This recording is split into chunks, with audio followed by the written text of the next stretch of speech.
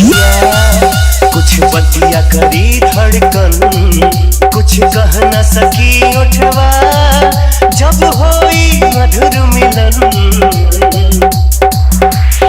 या राजा कुछ बतिया करी अखिया, कुछ बतिया करी धड़कन, कुछ कह न सकी होठवा जब होई मधुर मिलन। कुछ बतिया करी अखिया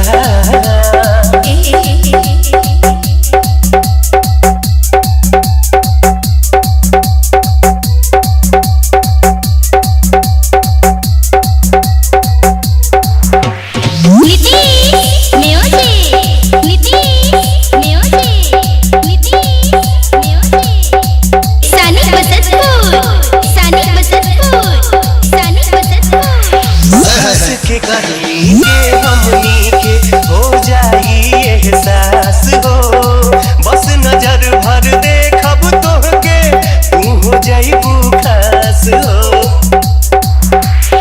या राजा सांस के गर्मी के हमनी के हो जाई एहसास हो, बस नजर भर देखब तोहके तू हो जाइबू खास हो। बतिया करी नदिया, कुछ पुरवा मस्त पवन, कुछ कह न सकी होठवा जब होई मधुर मिलन। या राजा कुछ बतिया करी अखिया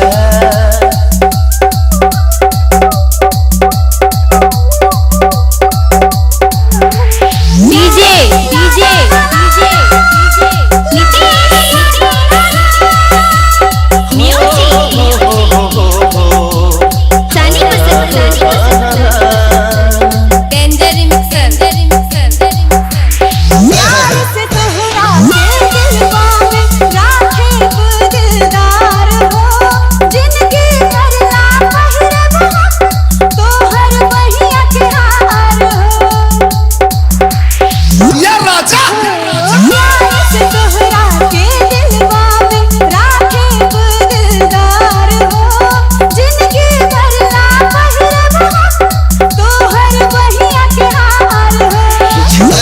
कहीं पर्वत, कुछ सुघर सुनर चमन, कुछ कह न सकी होठवा जब होई मधुर मिलन।